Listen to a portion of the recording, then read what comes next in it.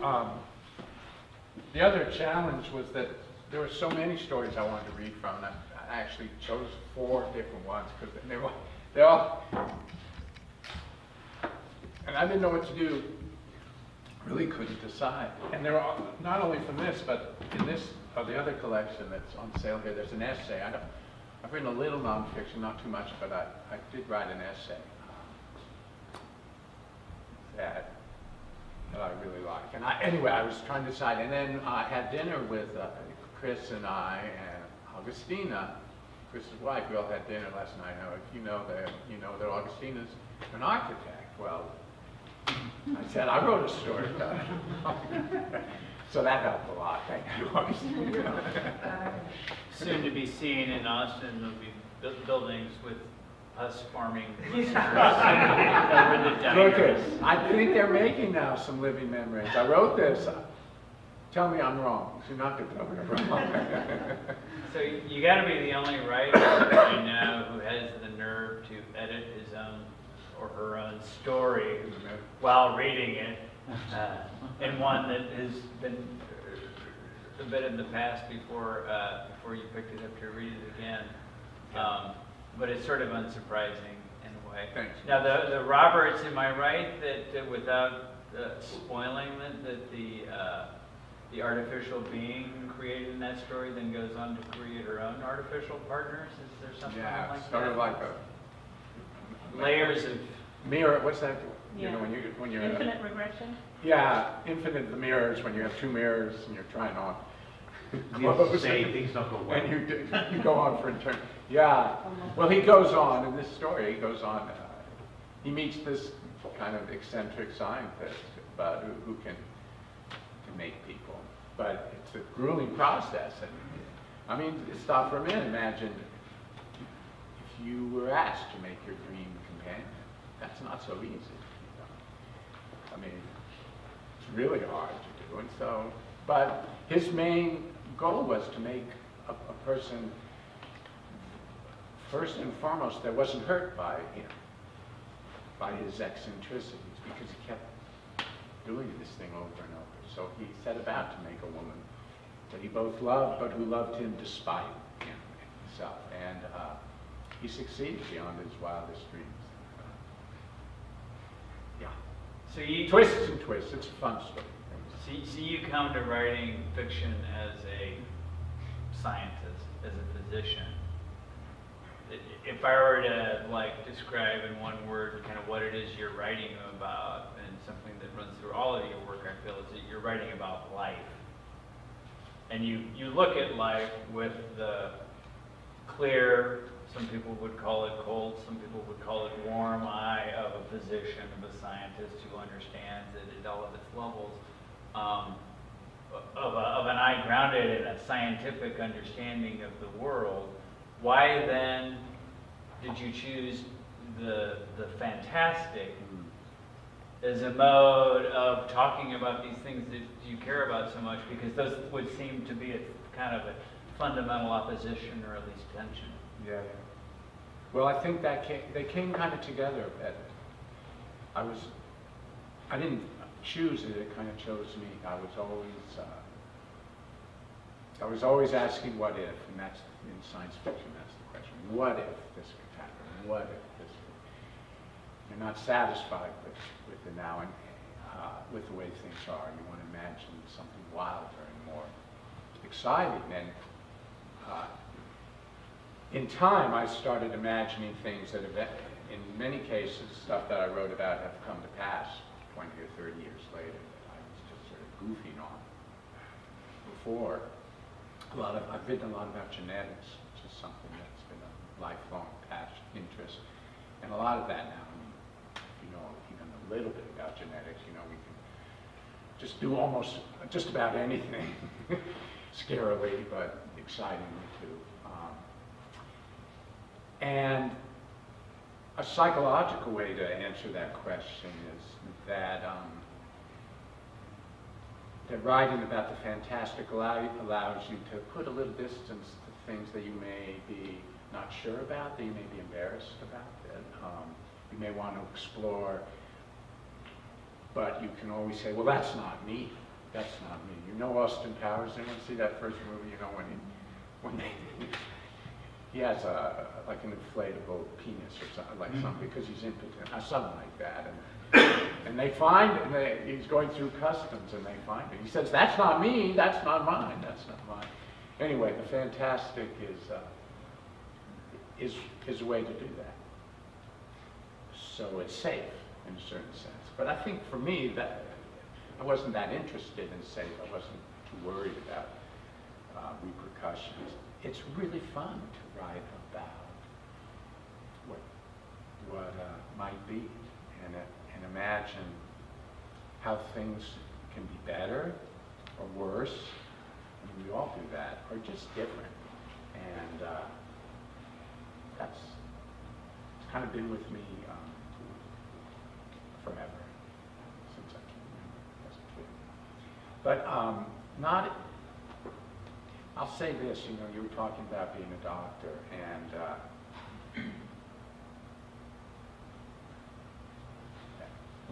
as a doctor, you have to be very grounded and real in what's there. And you have to be simultaneously very detached and appeal to what you know scientifically, and completely engaged with who's in your office with you, because you want to connect, and that's the high point of being a doctor, is really connecting with who comes in. And you may not think of doctors having imaginations. That's maybe not what you want in a doctor. But in fact, in my career, it's served me really well, because early on, I thought outside the box of conventional medical thinking in a way that just seemed reasonable. So 40 years ago, people would come and I with stuff, and I would say, "Well, have you seen a chiropractor? Have you taken herbs? Or what about massage?" And I mean, that just seems normal to us now, and it's just, or an osteopath. But back then, you couldn't. I didn't say that outside the office, because people would just roll their eyes. So it helps, even as a scientist, to really be willing to be creative. Here's a great example about creative kind of thing. And it wasn't even me who did it. I had a patient years ago who had diabetes, and at the time there were two. Stop me if I'm going off. There are two kinds of diabetes at the time. That's how we were thinking of it. It's still true slightly. There were people who got diabetes genetically, usually, well, forget the genetics, usually at a young age. They needed insulin. So these we called insulin-dependent diabetics. And then there was another kind, usually at a slightly overage. Many of the people were overweight, or they were eating badly. And these we called adult-onset diabetics. And for the treatments were very different. The insulin-dependent diabetics, they needed insulin. Without insulin, they died, or they had a lot of trouble. For the other people who never gave insulin to them, they had to lose weight, and they took certain pills to govern their sugar metabolism. So I had a guy who had adult-onset diabetes. He came to me, and he just wasn't doing well. And then he had a little stroke. He was in pain constantly. He had a little stroke, which incidentally, the stroke happened, it was the tiniest stroke you can imagine, and it happened in the part of the brain that knocked out his pain consciousness. So he was out of pain, and I'm saying, whoa, let's bottle that, but we couldn't do that. Anyway, at a certain point, he said, "Well, I want to try insulin." And I said, you can't try it. You have adult onset diabetes. He said, "Well, why not?" And I said, "Well, because the university where I went, the books, the journals, you don't do it." He said, "I want to try it." So I finally said, "Okay, let's try it." 5 years later, it became standard treatment, or 10 years later. "Oh yeah, we should give a little insulin to everybody." So just an example of, in this case, listening to people with crazy ideas and taking them seriously when they make some sense. Did you use your storytelling capabilities in your practice as a physician? No, rarely. No, I listen. You listen. Yeah. You know, I never, I was of the school that when people are worried or in pain or have questions, that's their world is very much centered around that, and they don't want to hear anything. They just want help. And it was also a sort of an ethical decision that they did not need to know anything about me. All they need to know was that I was there to help them. And so I didn't really talk about myself. At the very end, the last 1 or 2 years, I started to talk about myself a little more, just because I was going to stop, and I started changing. The boundaries kind of shifted, and that was also wonderful because people responded to some of the stuff I said. But still, bottom line, people go to a doctor because they want help and they don't really want to hear about anything else. So that was my instinct, and it was the right one. Yeah. There's a strong political current, I feel like, that runs through your work as well. And I know from our past conversations that you kind of, even before you became a physician and before you became a writer, you were involved in sort of radical politics. And I wonder, I mean, medicine, a lot of us don't think of as an intrinsically political milieu. Science fiction, a lot of us don't think of as an intrinsically political milieu. How do you feel like your political interests and your sense of justice, how does your fiction sort of help you, or do you think it helps you sort of achieve what you think your goals are as a political actor? Or maybe just how do you feel about the role of politics in your work and how it kind of brings together these parts of your life? Mm-hmm. Well, I was always, I was a radical, kind of. In the 60s, everyone was radical in the 60s. I got thrown out of college for sitting in those reasons. And it was the civil rights was the big anti-war movement. That's when I came of age. But where I really came of age, political-wise, was in the second wave of the feminist movement. We called it women called it women's liberation movement. And so a lot of the politics that comes out of my writing is around gender equality, issues around gender. I worked on a campaign. When was this, in the 80s? There was a campaign to keep gay teachers from being able to teach in elementary schools, called the Breeze Initiative, I think. And I worked on to defeat that, and it was defeated, luckily, nicely, well. I don't think it's for me, a lot of my writing is political. My novel, The Healer, is about an oppressed minority of ugly people who happen to have the capability of being great healers. So they're at the same time the most despised and downtrodden, but they're the only hope for people who are sick. So it's kind of this funny mix. And I named him Pain, the main character in The Healer, just thinking that pain and suffering and stuff. And it was reviewed by the Annals of Internal Medicine, which is one of the how wonderful. It was great. And and there's revolution in the book, and there's all sorts of political stuff. The main character tries out all sorts of ways to change his oppressive world. And the reviewer just assumed that I was talking about Thomas Paine, who was he was like in revolutionary America, right? Yeah, so he got jailed in the French Revolution. Right, broadsheets and stuff. And it had never occurred to me, but a lot, and I've written direct, my Reagan story, you know, you mentioned, that was very upset. I couldn't get that published in the United States because it was, people didn't want to touch a story where Ronald Reagan is not the hero of the world. But it came out in England. It set out to write them, and some, like that one, I just was so pissed off at Ronald Reagan. He just closed all the mental health hospitals in California and sent all these sick, poor people out in the streets. And I was sick. It was just, that was, you know, and then he did lots of other things. I was so pissed. So I wrote this, to me, which was a very funny story. But it's sort of dark, black humor. You have to like black humor. And that happened again. Then George W.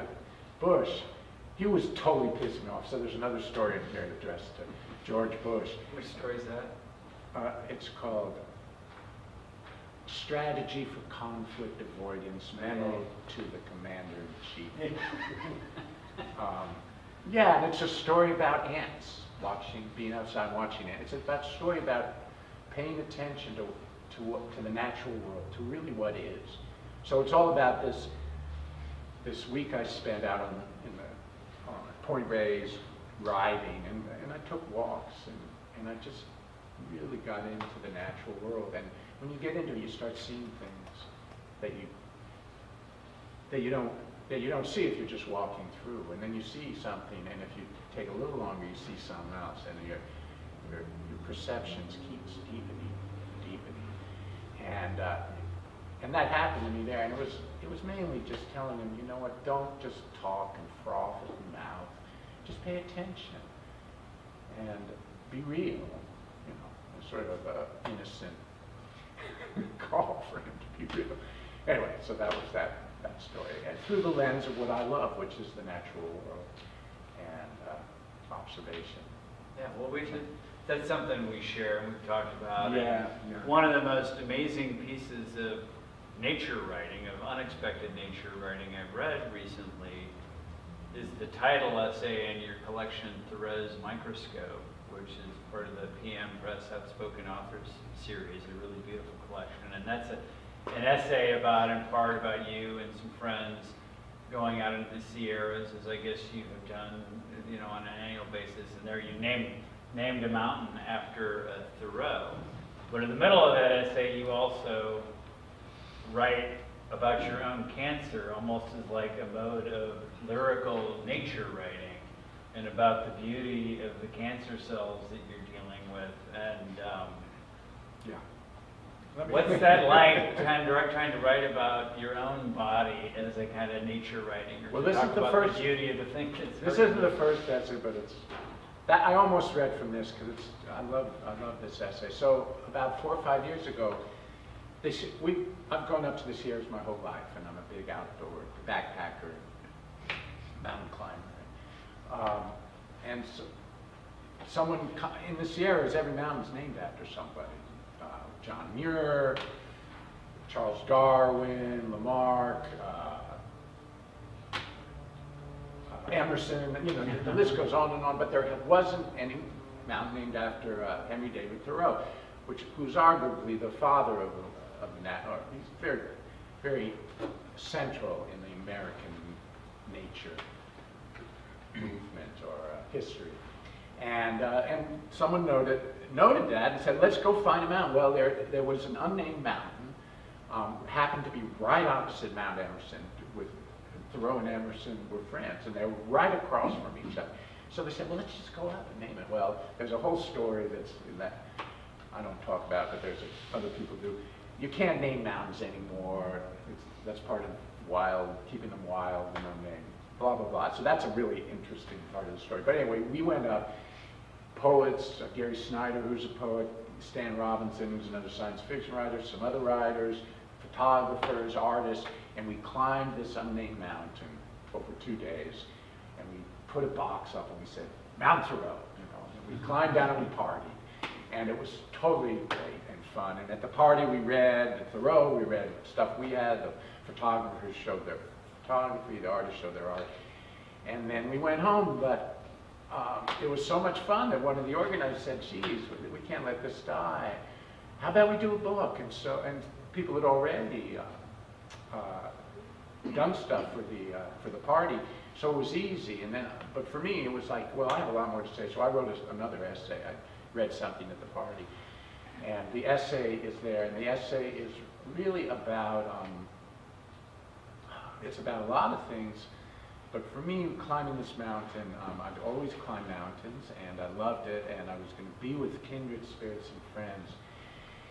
And a year before, I'd been diagnosed with lung cancer, and we had first one lobe of a lung, we had 5 lobes, and I had 1 lobe removed, and I had a 2nd lobe removed. So I was kind of down on the lobes, and I didn't know if I could get back to the mountains again, and so it was a chance to find out if I could. And the mountain, this mountain's 12,000 feet. It's not like a shorty. But I did, and it was amazing, and I was just so happy and grateful. And so I came down and I wanted to write about Thoreau, and so a lot about Thoreau. Well, Thoreau is an amazingly great writer, and if you like reading, you like poetry, and you like observation science, I recommend him. He wrote extensively, 6,000 pages of journal entry. Anyway, but he didn't write much about his health, and he died at a young age of tuberculosis, as many people did back then. He was 40, in his 40s. His sister died of it also, and that was a little curious to me, although he came of a different time. He was a New Englander. New Englanders are kind of traditionally close-lit when it comes to talking about those kind of matters, but I'm not. I'm not at all. And to me, this was like a springboard to sort of talk about what I'd gone through. And I kept a journal while I had I'd been hospitalized, and it was the first time in a real way I'd ever been on the other side. I've been a doctor for many years, but I've been patient briefly, but never like that, where I'm really, lying in bed, helpless with drugs going. And that was really interesting to me to kind of document what that was like. Now, so they took out one of my lung, these lobes, and I asked if I could keep it. Well, you're not allowed to keep your body parts. I don't know if you know that. They're yours while they're on you, but once they're off, forget it. They're not yours, unless you do it in private and keep them at home. I kind of knew this, but I had to ask, and my daughter, who didn't know, was incensed. She thought, it's your book. Well, but they do let you have the thin slices that they put on slides that look at under the microscope. They don't let you have it, but you can borrow them. And so I took these. That's what they look at, to look and see what you got. Is it a cancer? How big is it? Where is it going? Bad, okay. So I got those slides, and I took them to a guy I knew who was like the leading lung pathologist in Northern California. So he's a guy I knew at the university I worked. And I was still recovering, and he was so great. He was just a great guy. He worked in this tiny office, just the kind I love, It was the messiest place you can ever imagine. Books everywhere. I just felt so at home, because that's what I love. And so he's there, and he was just so welcoming, and he had a teaching microscope, which had actually 3 pair of eyepieces, but there was just the 2 of us. So he's sitting there, and I'm sitting there, and we go through one slide after another. And it was just amazing to me. It threw me back to my days as a medical student, which was many, many years earlier, when I was looking at cancer, and cancer is different, looks different, and I learned to,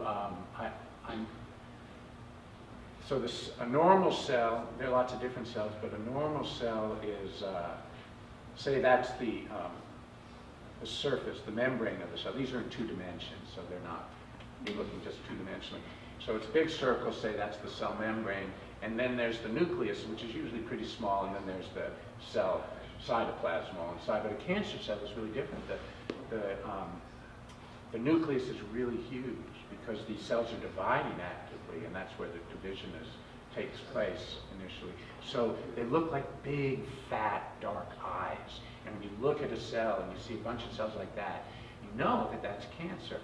Well, until you know it's cancer, you just look and say, oh, that's kind of interesting and beautiful. But if you look at them enough, which I had done as a student, you start associating sinister things with these cells. So I knew when I saw my cancer cell that was cancer, and my heart dropped. You know, I knew I had cancer already, but it was like this old kind of reflex.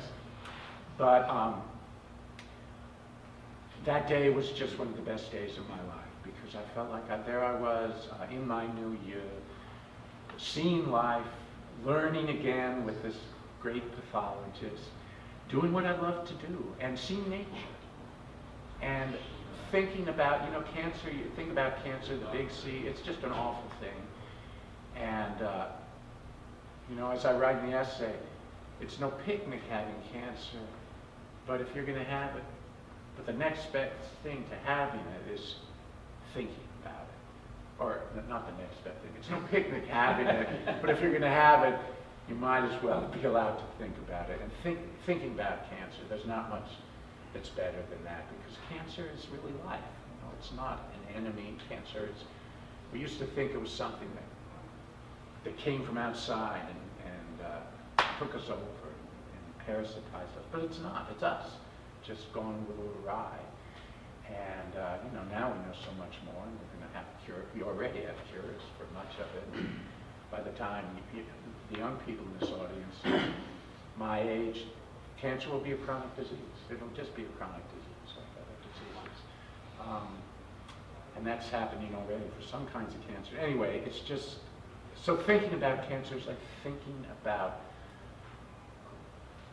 life and what makes life and what makes the body work. So that was the experience I had. And so I write about that. That's part of it. It's beautiful. It's also thinking about dying, and so it's not all fun and games. But it's a beautiful essay. We're probably about out of time. We have time for maybe one or two. I'm sorry to audience go on questions. so No, long. you didn't go on at all. Any audience questions? If not, I'll ask one last question, which is one other piece of nature writing of a sort that you mentioned as you were introducing your piece you read from is the story Paul and Me, yeah. which is one you turned me on to, which is a story about a man who has a gay love affair with Paul Bunyan.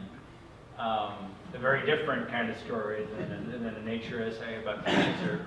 But it's a curious thing to me, again, for somebody who comes at this from the perspective of the science, as someone who writes almost a kind of biopunk with this kind of eviscerating, gritty, fearless attack, that you look to these kind of almost like folkloric stories and these classic stories to find your way to things like talking about cancer as life. And maybe talk about why do you go to these, how do you go to these sort of sources of story, of these like folkloric precedents as a way to tell these kind of penetrating and very different sorts of stories? That's a good question, yeah.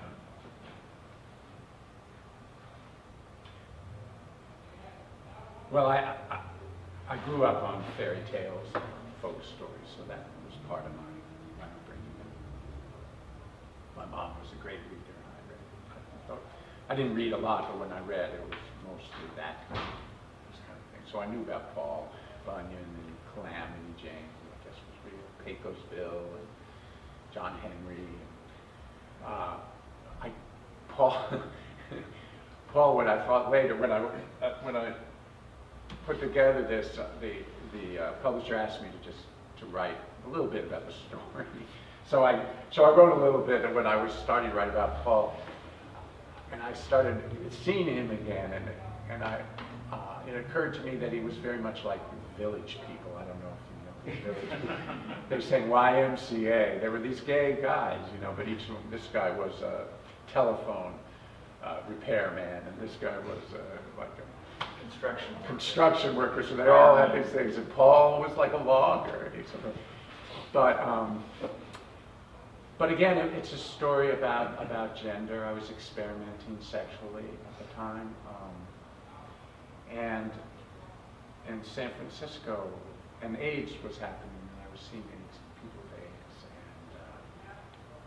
and it seemed, I mean, I never said I have to write this, but it was just part of the world we were living in. People were dying, and so this is dedicated to a friend of mine, a great science fiction writer who died in Vegas.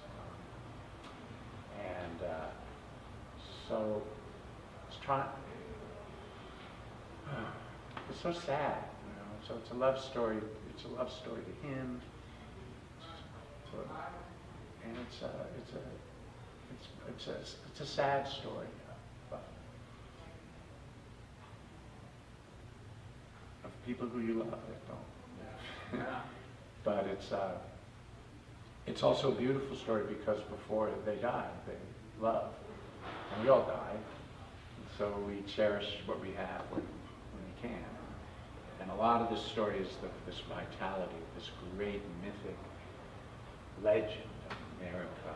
He's just so vital, and he just embodies the world of many things. But to me, he embodies life itself. And this guy is wandering around, and he's kind of adrift, and he meets this man who just sweeps him up in his world, and it's just beautiful. I mean, the man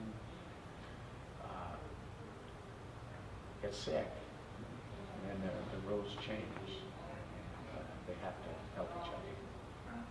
Well, one other thing you have coming out about the rejuvenation of life is your new novella, Oh, yeah. Longer, forthcoming bookstore.com, and so he's got that here. And but Michael's going to be here to sign for those who are planning to hang around. We've got some refreshments here, and Thank you so much for coming. Michael, thank everybody. you. Thanks, Chris. thank you all.